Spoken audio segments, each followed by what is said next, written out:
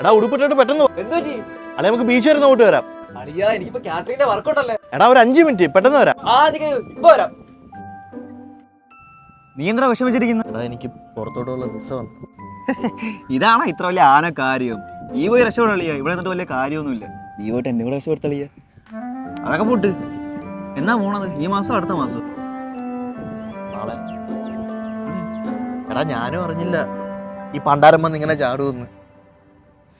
എടാ എന്നാലും പെട്ടെന്ന് ഇങ്ങനെയൊക്കെ. കുഴപ്പമില്ല, ഇതല്ല ഞാൻ പോയിട്ട് നിന്നെയും കൊണ്ടുപോവാം. ഞാൻ നിന്റെ അടുത്ത് അത്രേ പറഞ്ഞോളൂ. ആ പോട്ട്, നിനക്ക് കാറ്ററിങ്ങിന്റെ വർക്കുള്ളതല്ലേ, നിന്നെ അങ്ങോട്ട് ആക്കാം. വാ.